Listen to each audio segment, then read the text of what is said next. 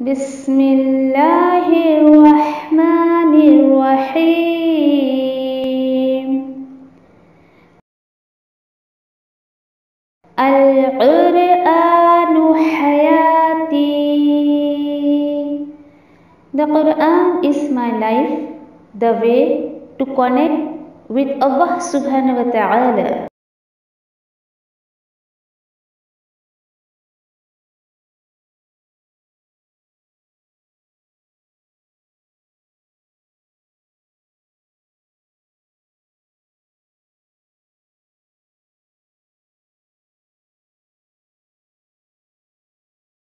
अस्सलामु अलैकुम वरहमतुल्लाहि वबरकातुह। नहमदुहु व नुसल्ली अला रसूलिहिल करीम, अम्मा बाद, फ़अऊज़ु बिल्लाहि मिनश शैतानिर रजीम, बिस्मिल्लाहिर रहमानिर रहीम। रब्बिश्रह ली सदरी व यस्सिर ली अमरी वहलुल उक़दतम मिन लिसानी यफ़क़हू क़ौली। रब्बी यस्सिर व ला तुअस्सिर व तम्मिम बिल खैर व बिका नस्तईन या फ़त्ताह। रब्बी ज़िदनी इल्मा, अल्लाहुम्मा फ़क़्हिना फ़िद्दीन, आमीन या रब्बल आलमीन। सूरतुल बलद इंशाल्लाह हम शुरू करेंगे। बलद का मतलब होता है सिटी, शहर। और यहाँ पर देखिए कि कुछ किसी खास शहर की कसम खाकर अल्लाह सुब्हानहू तआला ने कुछ बात कही है। अब वो बात क्या है इंशाल्लाह हम वो देखते हैं। बहुत ही खूबसूरत सूरत है। अमल के एतबार से भी बहुत कुछ हमें इंशाल्लाह सीखने को मिलेगा। कुछ बातें जो है वो मैं शुरू में आपको बता दूं ताकि सूरत आप बहुत ध्यान से सुने कि दुनिया, अल्लाह सुब्हानहू तआला बता रहे, दुनिया जो है वो आराम की जगह नहीं है, बल्कि ये मशक्कत की जगह है। मशक्कत यानी हार्ड वर्क। ये दुनिया में आप अगर हार्ड वर्क करते हो, देन उसके बाद आपको जो है वो आपका नाम अमाल राइट हैंड में मिलेगा। और बताया जा रहा है कि राइट हैंड में जिन लोगों के नाम अमाल दिए जाएंगे वो कहाँ दाखिल होंगे। फिर उसके बाद इसमें ये भी इंशाल्लाह हम पढ़ेंगे कि इंसान के सामने अल्लाह सुब्हानहू तआला बता रहे हैं कि दो रास्ते हैं। दो रास्ते हैं। नाउ इट्स योर चॉइस कि आप कंजूस बन जाएं, बखील बन जाएं, या फिर आप फयाज बन जाएं। अल्लाह के रास्ते में जो है वो आप देने वाले बन जाएं। यानी चॉइस अल्लाह सुब्हानहू तआला ने दी है हमें। फिर उसके बाद इंशाल्लाह ये भी हम देखेंगे कि इंसानों में यानी कि जितनी कोई भी आसान यानी इंसान, जैसे हम इंसान है अल्हम्दुलिल्लाह, इसी तरीके से हमें इंसानों के दरमियान जीना जो है वो आसान काम नहीं है। इंसानों के बीच में रहकर दीन पर अमल करना आसान काम नहीं है। इंशाल्लाह हम ये भी इसी सूरत में सीखेंगे इंशाल्लाह। ठीक है। देन उसके बाद जो है वो राइट हैंड वाले और लेफ्ट हैंड वाले, यानी कि जिनका नाम अमाल राइट हैंड में है और जिनका जो है वो लेफ्ट हैंड में है, तो उनका क्या अंजाम होगा। असहाबुल मैमना और असहाबुल मशअमा, ये दो लोग हैं, दो कैरेक्टर अल्लाह सुब्हानहू तआला इससे बता रहे हैं। फिर इसका देखिए कि थीम, बेसिक थीम जो इस सूरत का है, हमें वो यही पता चलेगा कि अल्लाह सुब्हानहू तआला ने दो रास्ते दिखा दिए हैं और अब ये आपके ऊपर है कि आप उसको चूज करें और चूज करें जिस पर चलोगे वहीं पर पहुंचोगे। दोनों रास्ते में से जो रास्ता आप पसंद करोगे, जो रास्ता आप चूज करोगे, वो उसी पर जो है वो पहुंचोगे। ठीक है। अच्छा, अब मुझे नहीं पता कि आप लोग गौर कर रहे हैं या नहीं कर रहे। जब से हमने सिपारा शुरू किया है, ये 30वां सिपारा जब से हमने शुरू किया है, आम्मा पारा, कि आपने ध्यान दिया कि इस बारे में यानी अब तक कोई भी डू एंड डोंट्स नहीं आए। ये कर लो, ये मत करो, ये करो, ये मत करो, एक भी आयत आपको नहीं मिली होगी। बस अल्लाह सुब्हानहू तआला बता रहे हैं, सारी इंफॉर्मेशन हमें मिल रही है। इंफॉर्मेशन देने के बाद अल्लाह ताला चॉइस छोड़ रहे इंसान पर। नाउ इट्स योर चॉइस, आप क्या करना चाहते हैं और क्या छोड़ना चाहते हैं। तो इंशाल्लाह पहले से ही नियत करके बैठिए कि अल्लाह सुब्हानहू तआला से कि इसमें जो भी मुझे अमल की बातें मिलेगी, अल्लाह तेरे फजलो करम से मैं उस पर अमल करने की कोशिश करूंगी इंशाल्लाह। चलिए आयतें शुरू करते हैं। अऊज़ु बिल्लाहि मिनश शैतानिर रजीम, बिस्मिल्लाहिर रहमानिर रहीम। ला उक़्सिमु बिहाज़ल बलदि व अंत हिल्लुम बिहाज़ल बलद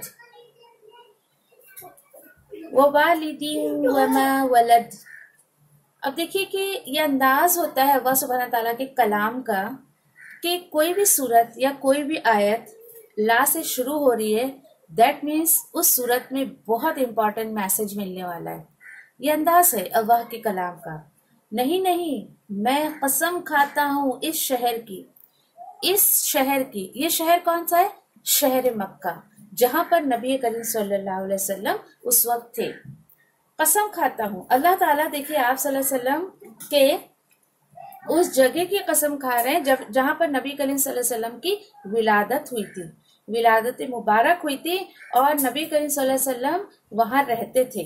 उस जगह की अल्लाह सुब्हानहू ताला ने कसम खाई है। तो सोचिए उस जगह की हमारे दिल में इतनी कदर अजमत होनी चाहिए, हमें कितना स्पेशल समझना चाहिए। अल्हम्दुलिल्लाह आज हर मुसलमान जो है उस जगह को बहुत स्पेशल समझता है, अल्हम्दुलिल्लाह। और किसकी कसम खाकर बोल रहे हैं? वह अंतुम, और आपके उस शहर में मुकीम है, आप जिस शहर में मुकीम हैं उसके अल्लाह ताला जो है वो कसम खा रहे हैं। और यानी कि ये कौन सा शहर है, ये कौन सा शहर है ये बताया जा रहा है। देखिए कि नबी करीम सल्लल्लाहु अलैहि वसल्लम फरमाते हैं इस शहर यानी मक्का मुकर्रमा को अल्लाह ताला ने उस वक्त से हुर्मत वाला बनाया है जब से उसने आसमान और जमीन पैदा किए हैं। आप थोड़ी सी अगर इसकी हिस्ट्री पढ़ेंगे या दुनिया अल्लाह सुब्हान ताला ने जब बनाए हैं, जब से आप थोड़ी सी अगर उसकी हिस्ट्री पढ़ेंगे तो आपको पता चलेगा कि मक्का मुकर्रमा आज से हुर्मत वाला नहीं है, बल्कि जब से अल्लाह सुब्हान ताला ने जमीन और आसमान बनाए हैं, दुनिया बनाई है, जब से उसको जो है एहतराम वाला बनाया है। ठीक है, फिर ये अल्लाह ताला की ठहराई हुई हुर्मत है, कयामत तक ये एहतराम वाली होगी, हराम होगी। हराम से मुराद देखिए कि कुछ लोगों को तो ये पता ही नहीं है हराम और हलाल का मतलब क्या होता है। देखिए हराम मतलब कि वो चीज है जिससे अल्लाह सुब्हान ताला ने रोक दिया है और ये एहतराम में भी जाता है। हलाल यानी लॉफुल, यानी कि इस चीज की परमिशन है।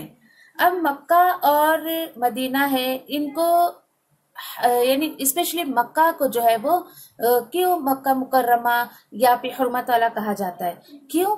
क्योंकि देखिए कि वहां से ना कोई दरख्त काट सकते हो, ना उसके कांटे जो है वो उखाड़ सकते हो, यानी कि किसी भी चीज की, यहाँ तक के हरम की हुदूद की बात आती है कि अगर तुम्हारे बाप का दुश्मन भी वहां सामने है तो हरम की हुदूद में तुम उसको मार नहीं सकते, कोई जुल्म ज्यादती नहीं हो सकती, वहां पड़ी हुई चीज आप उठा नहीं सकते, इतना एहतराम वाला बनाया है उसको। ऐसे कुछ काम से वहां पर रोका गया है, इसलिए उसको जो है वो हराम कहा गया है। ठीक है, ये चीजें वहां पर करना हराम है। हाँ, लेकिन अल्लाह ताला बता रहे हैं कि ये शहर मैंने आपके लिए हलाल किया है। चलिए, अब कोई सवाल उठाए ये क्या बात हो गई, आप सल्लल्लाहु अलैहि वसल्लम के लिए क्यों हलाल कर दिया, बाकी पूरी इंसानियत के लिए क्यों हराम कर दिया? तो ठीक है, आप सल्लल्लाहु अलैहि वसल्लम खुद फरमाते हैं कि मेरे लिए इसे सिर्फ दिन की एक घड़ी के लिए हलाल किया गया था। और पता है आपको वो वक्त कौन सा था? ये फतेह मक्का के टाइम की बात है कि अल्लाह सुब्हान ताला ने नबी करीम सल्लल्लाहु अलैहि वसल्लम को ये खुशखबरी दे दी थी कि आप मक्का को फतेह करेंगे। लेकिन जिस वक्त आप फतेह मक्का के लिए एंट्री करेंगे मक्का में, तो कुछ घड़ी के लिए, कुछ वक्त के लिए वहां पर कत्लो गारत करना, लड़ाई झगड़ा करना, जंग करना मैं आपको परमिट कर दूंगा, मैं आपके लिए हलाल कर दूंगा। एक तो ये बात है, ठीक है। और आज से हुर्मत फिर उसी तरीके से वापस वो हुर्मत वाली जगह हो जाएगी जैसे कि वो कल थी। अगर कोई यहाँ किताल के लिए दलील में मेरी लड़ाई पेश करे, आप सल्लल्लाहु अलैहि वसल्लम फरमा रहे हैं ये बात, तो उससे कहो कि अल्लाह के रसूल को तो इसकी इजाजत थी। यानी नाउज़ बिल्लाह कोई ये सवाल उठाए कि आप सल्लल्लाहु अलैहि वसल्लम ने तो यहाँ पे कत्लो गारत किए थे, जंग किए थे, तो इस चीज की तो परमिशन खुद अल्लाह सुब्हानहू ताला सूरतुल बलद के आयत नंबर 2 में दे रहे, व अंता हिल्लुम बिहाज़ल बलद, कि आपको तो मैं खुद परमिशन दे रहा हूँ इस चीज की। तो हमें ऐसी बातों पर जो है वो उंगली नहीं उठानी चाहिए बिल्कुल भी, जबकि तुम्हें इजाजत नहीं। बुखारी की ये दलील है, मुस्लिम और बुखारी की, कि आप सल्लल्लाहु अलैहि वसल्लम खुद इस चीज को जो है वो फरमा रहे हैं कि मुझे इस चीज की परमिशन मिली है लेकिन तुम्हें इस चीज की परमिशन नहीं मिली है। चलिए, कितनी चीजों की कसम हो गई? 1 2। और तीसरी कसम क्या है कि और कसम है हर बाप की और उसकी औलाद की, हर बाप की और उसकी औलाद की। यहाँ हर बाप यानी मुराद क्या है? आदम अलैहिस्सलाम, और उसकी औलाद यानी तमाम इंसानियत की कसम खाकर अल्लाह सुब्हान ताला, अब ध्यान दीजिए, कसम कसम कसम, उसके बाद कसम क्यों खाई जा रही है? तो आयत नंबर 4 में जवाब कसम है, यानी कसम खाने का जवाब क्या दिया जा रहा है? लक़द खलक़नल इंसान फी कबद। क्या है जवाब कसम? बेशक हमने इंसान को बड़ी मशक्कत में गिरफ्तार पैदा किया है। देखिए जरा, इंसान के बारे में अल्लाह ताला बोल रहे हैं कि बेशक हमने इंसान को बहुत ही मशक्कत में पैदा किया है। डेफिनेटली इसमें तो कोई शक ही नहीं है कि अल्लाह सुब्हान ताला ने इंसान को बहुत ही मशक्कत में पैदा किया है। ठीक है, किस तरीके से कि देखिए कि इंसान जब माँ के पेट में होता है जब भी वो बहुत ज्यादा मशक्कत उठाता है, दुनिया में एंट्री करने के लिए कितनी जद्दोजहद करता है, फिर अल्लाह सुब्हान ताला उसको जो है वो दुनिया में लाते हैं। दुनिया में पैदा होने के बाद भी वो मशक्कत करता है, चाहे छोटा हो, जवानी की उम्र को हो, बुढ़ापे की उम्र को, in each and every stage of age वो मशक्कत करता ही रहता है। कितनी बड़ी दलील है इस आयत में कि ये दुनिया आरामगाह नहीं है। देखिए जरा, ये दुनिया आरामगाह नहीं है, अल्लाह ताला खुद बोल रहे हैं। अब सोचिए आप जरा कि कहाँ जाना है हमें, इस दुनिया में मशक्कत उठाने के बाद कहाँ जाना है मुझे, ये फिक्र अल्लाह सुब्हान ताला जो है वो मुझे और आपको दे रहे हैं। सोचने की बात है, हैरत की बात है। देखिए तो यहाँ पर एक फिक्र मुझे और आपको दी जा रही है कि देखिए इंसान दुनिया में खाए पिए मौज मस्ती करे, या अल्लाह की इबादत करे, या वह अल्लाह के हुक्म पर चले, या अपनी जिंदगी को दुनियावी कामों में सर्फ कर दे या दीन के कामों में सर्फ कर दे, जाना उसको एक ही जगह है, और वो क्या है? वो 2 गज जमीन, जिसको कब्र कहा जाता है। अब ये देखना है हमें कि वहां जाने के लिए जाना तो वही एक ही जगह है सबको, कब्र में। इल्ला माशाल्लाह, ये देखिए कि आप इस बात से आप भी वाकिफ हैं कि सारे लोगों को वो जगह भी नसीब नहीं होती है। ये भी बहुत अजीब बात है कि देखिए सारे लोगों को, अगर किसी की कहीं पानी में डूबकर मौत हो गई, जलकर मौत हो गई, और कुछ किसी के साथ कोई भी मसला पेश आता है, तो ये देखिए कि वो 2 गज जमीन के लिए, उस कब्र के लिए इंसान दुनिया में कुछ भी करे, जाना वही है। अक्लमंद कौन होगा बताइए जरा, अक्लमंद कौन होगा? वो ये देखे हर इंसान अपने आप को कि वो कहाँ बिजी है, उसने अपना वक्त कहाँ लगाया। देखिए कब्र के तो 3 सवाल है ना, हश्र के मैदान में 5 सवालात किए जाएंगे। 5 सवालात। आप सल्लल्लाहु अलैहि वसल्लम फरमाते हैं कि इब्ने आदम जब तक हश्र के मैदान में कयामत के दिन 5 सवालात के जवाब नहीं दे देगा, वो हिल नहीं सकता अपनी जगह से। अब वो 5 सवालात क्या है? कब्र के 3 सवालात तो छोड़ ही दीजिए, वो जो पार कर गया तो आगे की उसकी जिंदगी तो बहुत अच्छी रहेगी। 5 सवालात क्या होंगे? कि अल्लाह सुब्हान ताला ने जो है वो तुम्हें उम्र दी, तुमने उसको कहाँ लगाया, माल कहाँ से कमाया और कहाँ खर्च किया, ठीक है, और जो तुम्हें इल्म दिया गया उस पर कितना अमल किया तुमने। इस तरीके से जब सवालात किए जाएंगे, ऐसे नहीं है कि दुनिया में बेफिक्री की जिंदगी इंसान गुजार ले और उससे कोई पूछ-गुछ नहीं होगी, नहीं, सवालात तो होने वाले हैं। अब देखिए कि क्यों आप सल्लल्लाहु अलैहि वसल्लम इतनी बातें मुझे और आपको बता कर गए, अपनी उम्मत को बता कर गए। क्यों? गौर करने के लिए कि आप अपने एफर्ट्स को, अल्लाह सुब्हान ताला ने जो आपको उम्र दी है, उसको जाय ना करें। आप किसी भी एज में हैं, उसको जाय ना करें। दूसरी ये चीज कि माल कमाना बड़ी बात नहीं है, कहाँ से आया और कहाँ गया उसका भी सवाल किया जाएगा।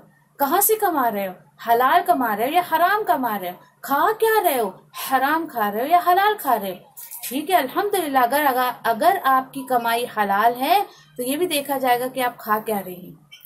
हर इंसान अपने आप को जांच ले कि अल्लाह सुब्हान ताला ने उसको किस चीज से बिजी रखा है, और अगर वो कुछ गलत काम में है तो उसको सबसे पहले अपनी कमाई और अपने खाने पे ध्यान देनी चाहिए। क्या वजह है? मेरे जिस्म में ऐसा कौन सी ग़िज़ा जा रही है, ऐसा कौन सा फूड जा रहा है कि मुझे नेकी करने का दिल नहीं कर रहा है? वो कौन सी चीज मेरे पेट में जा रही है, जो मेरे खून में शामिल हो रही है कि मुझे अल्लाह रसूल की बातें अच्छी नहीं लगती है, मुझे इबादत अच्छी नहीं लगती है। क्या बात है। कुछ लोगों की कमाई हलाल होती है तो खाना पीना हराम होता है, और कुछ लोगों का अगर समझिए कि कमाई हराम है तो फिर तो खत्म ही सारी बात, क्योंकि हराम कमाई का चाहे पहनावा हो, खाना हो, कोई इबादत हो, कुछ कबूल नहीं होती है। और यकीन करिए कि अगर आप चाहती हैं, ये बहुत बड़ी बात मैं आपको बता रही हूँ, अगर आप चाहती हैं कि अल्लाह सुब्हानहू तआला आपकी हर दुआ कबूल करे तो कुछ मत करिए, कोई मेहनत मशक्कत मत करिए, सिर्फ और सिर्फ अपने खाने पे ध्यान दीजिए। जिस चीज से अल्लाह सुब्हानहू तआला ने मना कर दिया है उससे रुक जाइए। जिस चीज का खाने का हुक्म मिला है उसको खाइए। अल्लाह सुब्हानहू तआला खाने को मना नहीं करते। ये तो आज इतना गलत कॉन्सेप्ट लोगों के दिमाग में बैठा हुआ है। अल्लाह सुब्हानहू तआला तो खुद कुरान में हुक्म दे रहे, खाओ पियो, खूब खाओ खूब पियो, लेकिन हद से मत बढ़ो, तैयब और हलाल खाओ। सारी इंसानियत को ये हुक्म दिया गया कि हलाल और तैयब खाओ। ठीक है। हलाल का ताल्लुक किससे है? कमाई से। तैयब का ताल्लुक किससे है? खाने पीने की हराम हलाल चीजों से। तो एक कुछ लोग जो होते हैं जिनको बाहर के बहुत ज्यादा खाने पीने के आदी होते हैं ना, तो एक हफ्ता कंट्रोल कर ले अपने खाने पीने पे। ज्यादा मैं नहीं कर रही, एक हफ्ता। उसके बाद देखिए अंदर से आप जो अपने आप में बदलाव देखेंगी ना, गजब का बदलाव देखेंगे आप अपने अंदर। अपने बच्चों को भी बाहर के खाने पीने की चीजों को जो है वो रोकिए। ये चीजें जब जिस्म में जाती है, खून में शामिल होती है, जोश मारता है खून। उसके बाद बोलते ना बच्चा परेशान कर रहा है, बहुत सताता है, ये करता है वो करता है। जो माए मुझसे ऐसा कहती, मैंने एक ही बात कहती, बाहर की चीजें बंद कर दीजिए अपने बच्चों की, मत खिलाइए पिलाइए। जिस्म में जाके खून में जो है वो जोश पैदा करते हैं, गर्मी पैदा करते हैं, और वही बच्चों की बदतमीजी और इस तरीके सूरत में हमारे सामने आती है। तो बोल रहे हैं कि ये जो है इंसान को मैंने जो पैदा किया वो कबद में पैदा किया, यानी हर वक्त हमारी जो आजमाइश का दरवाजा खुला हुआ है। चलिए आगे देखते हैं। अल्लाह ताला देखिए कि टोन कर रहे हैं इंसान को, अयहसबु अन लन यक़दिर अलैहि अहद। क्या सोचता है इंसान? क्या वो ये सोचता है कि हरगिज नहीं कोई उस पर बस कर सकेगा, कोई भी उस पर जो काबू नहीं पा सकेगा? इंसान ये सोचता है क्या? तो इंसान ये सोचता है मैं कुछ भी कर लूं, मतलब मुझे कोई पकड़ नहीं कर सकता। अल्लाह ताला देखिए खुद बोल रहे हैं, ये साइको इंसान की करता है, जो करता है वो क्या सोचता है कि उसको कोई गिरफ्त नहीं करेगा, उसको कोई पकड़ेगा नहीं। और वो क्या कहता है? यक़ूलु अहलक्तु मालन लुबद। मालन लुबदा क्या कहता है? वो फकर के तौर पे कहता है, क्या कहता है कि मैंने दुनिया की फजूलियत में बहुत कुछ माल खर्च कर डाला।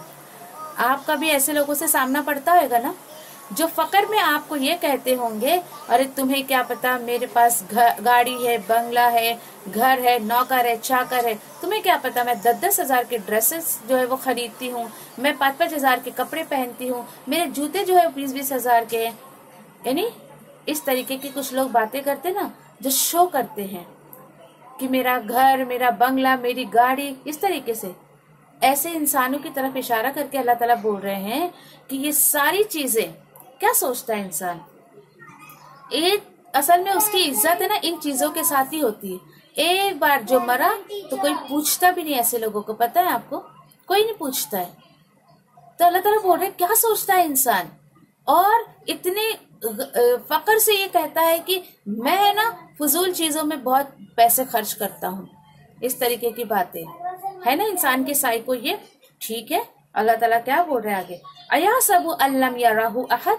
और क्या सोचता है इंसान कि उसको कोई देख नहीं रहा है? इस तरह अल्लाह की नाफरमानी में माल खर्च करता है, क्या किसी ने उसको देखा नहीं? क्या अल्लाह सुब्हानहू तआला उसको देख नहीं रहे कि ये अपने जो पैसे है वो कहाँ खर्च कर रहा है? गौर करिए अपने पैसों पर, आपके पैसे कहाँ लग रहे हैं? अच्छे कामों में लग रहे हैं या बुरे कामों में लग रहे हैं? आप जो है दुनिया की फजूल चीजों में अपने पैसे को खर्च कर रही हैं या फिर आप अच्छे कामों में खर्च कर रही हैं? अल्लाह सुब्हानहू तआला सब देख रहे हैं, मेरा माल कहाँ लग रहा है, आपका माल कहाँ लग रहा है। ये सारी चीजें अल्लाह सुब्हानहू तआला बोल रहे हैं कि मैं देख रहा हूँ, मैं देख रहा हूँ। मजीद क्या बताया जा रहा है? इंसान सोचता क्या है, क्या इस बात पे गौर नहीं करता? अलम नजअल लहू ऐनैन व लिसाना व शफतैन व हदैनाहु नजदैन। क्या सोचता है इंसान? क्या हमने उसको दो आंखें नहीं बनाई उसकी? क्या जबान और होठ नहीं बनाए हमने उसके? देखिए, और यानी ये बॉडी ऑर्गन्स की तरफ जो इशारा किया जा रहा है, या अल्लाह सुब्हानहू तआला बता रहे हैं, तो मुझे और आपको गौर करने के लिए क्या इस्तेमाल करते हो आप इसका। ये जो मैंने तुम्हें दो होठ दिए हैं, तुम्हें आंखें दी हैं, जबान दिया है, इसका इस्तेमाल कहाँ हो रहा है? बुरी चीजें बोलने में, देखने में, हराम खाने में हो रहा है, या फिर अच्छी चीजें देखने में? इस जबान का, इस होंठ का आप अच्छा इस्तेमाल कर रही हैं या मिस यूज कर रही हैं? मिस यूज मत करिए। देखिए, ये बहुत कीमती ऑर्गन्स हैं जो अल्लाह सुब्हानहू तआला ने अता किया है। अल्लाह सुब्हानहू तआला तो कहते हैं सूरह अनाम में कि अगर मैं जिसको ना देना चाहूं तो दुनिया की कोई ताकत उसको अता नहीं कर सकती है। उसके सुनना, उसका देखना, अल्हम्दुलिल्लाह ये चीजें हमने अपनी लाइफ में भी देखे। किसी को अगर सुनने नहीं आता है, पैदाइशी अगर कोई बहरा है बच्चा, उसको दुनिया की दौलत वो लगा दे इंसान, लेकिन अल्लाह सुब्हानहू तआला ना चाहे तो उसकी समाअत वापस नहीं कर सकते। हमने अपनी लाइफ में एक दो केसेस ऐसे देखे हैं। कितने लाखों रुपए, कितने माल उस बच्चे के पेरेंट्स ने लगा दिए, लेकिन उस बच्चे की समाअत वापस नहीं आई। तो अल्लाह का शुक्र अदा करे कि अल्लाह सुब्हानहू तआला ने मेरा सुनना, मेरा देखना, मेरा बोलना जो है वो अच्छा रखा है, प्रॉपर रखा है। अभी भी वक्त है आपके पास और मेरे पास कि हम इसका सही इस्तेमाल कर लें। अब यहाँ देखिए कि जबान से इंसान बोलता है, और जबान से वो चीजें बोलता है जो उसके जमीर में होता है, इंटरनली जो उसके अंदर होता है, उसका इजहार वो करता है कि नहीं? उसको जाहिर करता है। होठों से वो बोलने, खाने के लिए मदद हासिल करता है। और इसी तरीके से देखिए कि इसके चेहरे और मुंह के लिए खूबसूरती का बाज ही बनता है। सोचिए, अगर किसी के चेहरे पर होठ और जबान ना हो तो उसका फेस कैसा लगेगा? कैसा लगेगा सोचिए। तो हमारे चेहरे पे अल्लाह सुब्हानहू तआला ने जो ये दिया है, एक तरीके की खूबसूरती भी है। ये मजीद क्या बताया जा रहा है? अच्छा चलो भाई, आप सोचोगे ये बताने का क्या अल्लाह सुब्हानहू तआला का मकसद है? यही कि इसका मिसयूज ना करे। अल्लाह सुब्हानहू तआला ने इंसान को ये देकर और क्या किया, और हमने उसे खैर और शर के दो रास्ते भी दिखा दिए। हदैना, नजदैन आया, देखिए दो राह की उसको रहनुमाई भी कर दी। अल्लाह सुब्हानहू तआला ने इंसान को पैदा करके यूं ही नहीं छोड़ दिया, उसको ये भी बता दिया कि क्या सही रास्ता है, क्या गलत रास्ता है। किसके जरिए? अंबियाओं और रसूलों के जरिए, अपनी किताबों के जरिए। आज के टाइम पे दाई दीन के जरिए अल्लाह सुब्हानहू तआला कुछ, अब अंबिया गए, रसूल गए, उनकी जो ड्यूटीज थी, उनकी जो अल्लाह सुब्हानहू तआला ने उनको काम देकर भेजे थे, तो उसके बाद अल्लाह सुब्हानहू तआला ने आज कुछ चुनिंदा अपने बंदों के हाथ में वो जिम्मेदारी दी है कि वो दूसरों तक अल्लाह के कलाम को पहुंचाएं।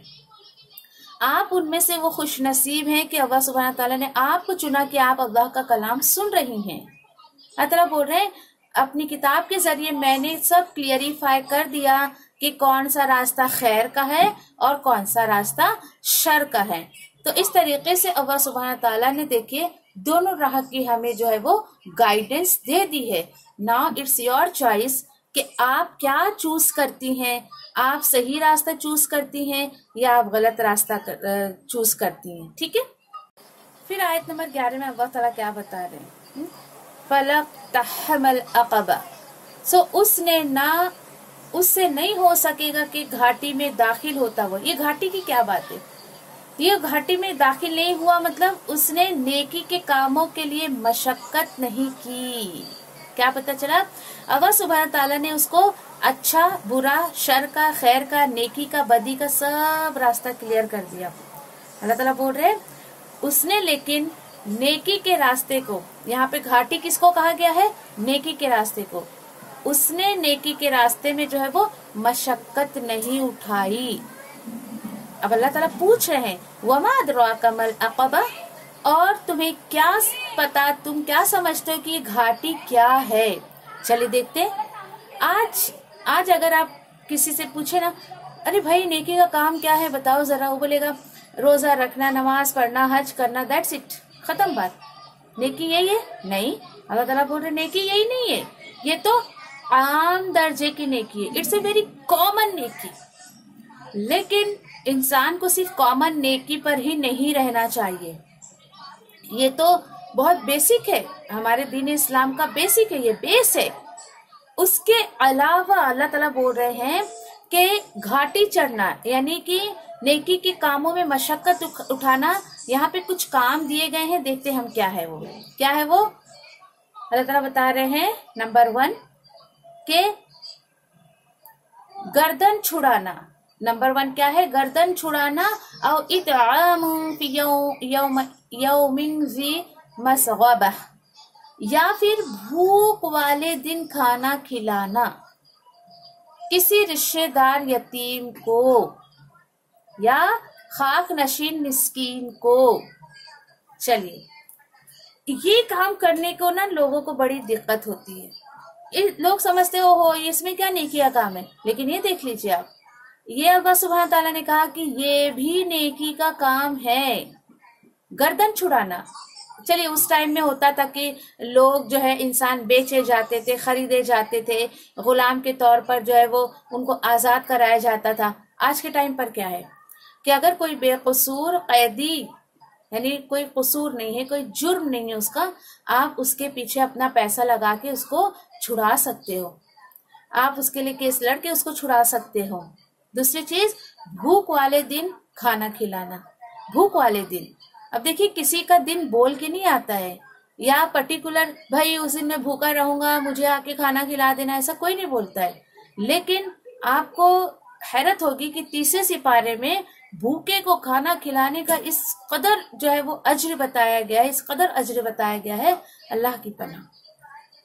भूख वाले दिन भूखे को खाना खिलाना किसी रिश्तेदार यतीम को। क्या पता चला?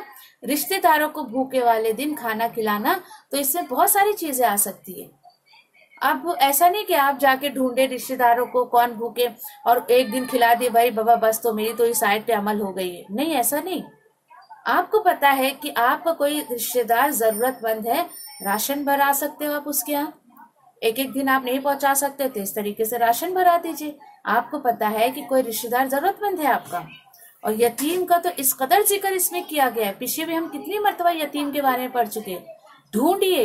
अब देखिए कि यतीम का अजर है उसके पीछे खर्च करना, लेकिन क्या ही अगर अच्छा है कि वो यतीम आपका रिश्तेदार हो, ये तो सोने पे सुहागा हो जाएगा कि वो यतीम आपका रिश्तेदार हो। लेकिन अगर अल्हम्दुलिल्लाह कि आपके रिश्तेदार में कोई यतीम नहीं है, अल्हम्दुलिल्लाह, तो कहीं और से तलाश करें, उसके जो है खाने पीने का खर्चा उठा ले, कुछ तो करके जाए इस दुनिया में, कुछ तो करे। ये चीजें हमें बाद में जो है वो काम देगी, ना कि वो कि मैं अपनी जात पे लाखों रुपए खर्च कर लूं और मैं ये सोचूं कि अल्लाह सुब्हान ताला बहुत खुश हो रहे होंगे मुझसे। नहीं, बिल्कुल भी नहीं। या खाक नशीन मिस्कीन को। अब ये कौन होते हैं? खाक नशीन मिस्कीन कौन होते हैं? जिनका घर बार नहीं है और बाहर ऐसी फुटपाथ पे रहते हैं। खाक नशीन मीन्स जो जमीन पर बिल्कुल ऐसे रहते हैं, उनके पास रहने को घर नहीं है, छत नहीं है अपनी सर को छुपाने के लिए। ऐसे लोगों को खाना खिलाने के बारे में अल्लाह ताला बता रहे हैं। ये है मुश्किल नहीं किया। अब आप ये मत सोचिए कि चलो करने के मैं इतने से काम कर लूं दैट मीन मुझे जन्नत मिल जाएगी, बस खत्म, मैं तो हाथ पे हाथ धर के बैठ जाऊं। नहीं, बिल्कुल भी नहीं।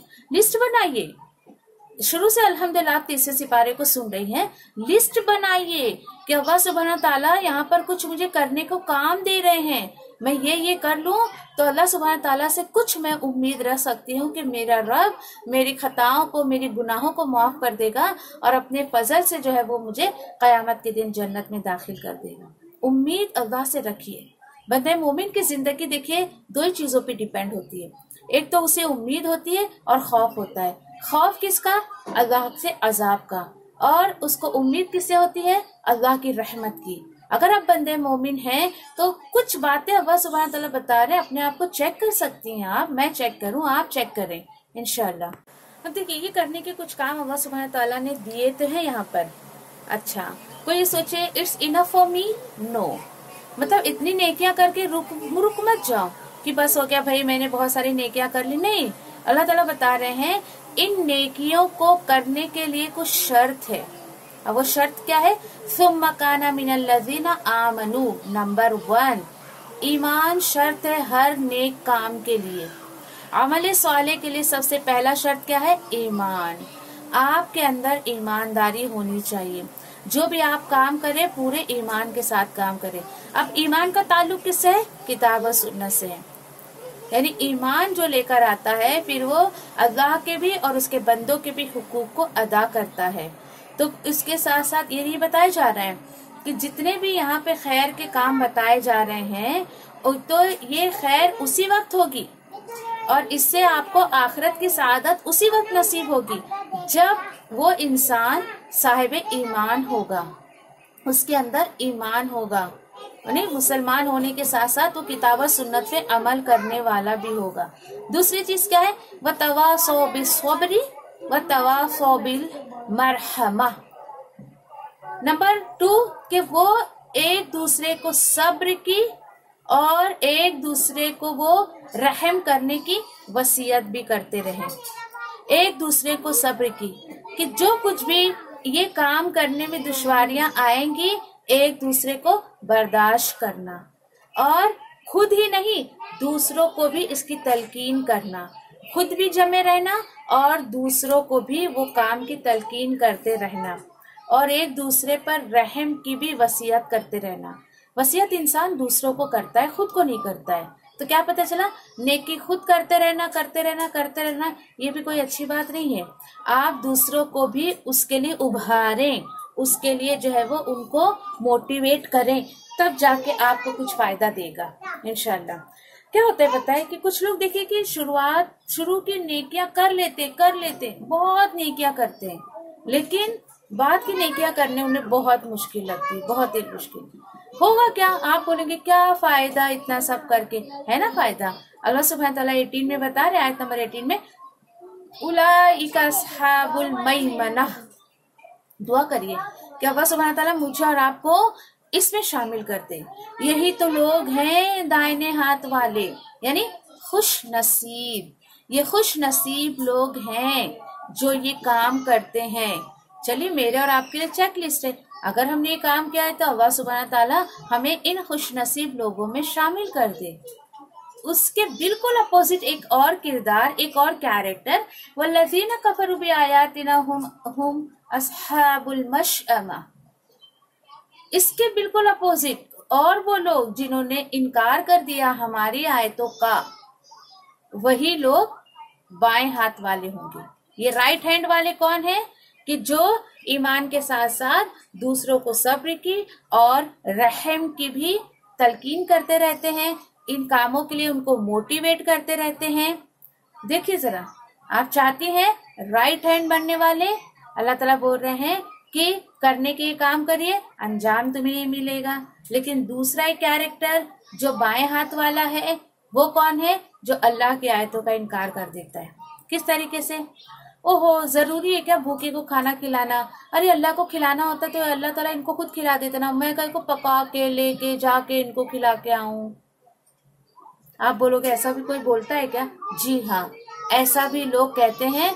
सूरह यासीन का तर्जुमा आप पढ़ लीजिए, जुमला आपको उसके अंदर मिल जाएगा कि जहाँ पे अल्लाह सुब्हानहू तआला ने भूखे को खाना खिलाने का हुक्म दिया तो वो लोग जो अल्लाह की आयतों का इनकार करते हैं, समझ रहे हो आप? इनकार करते मतलब नहीं मानते हैं।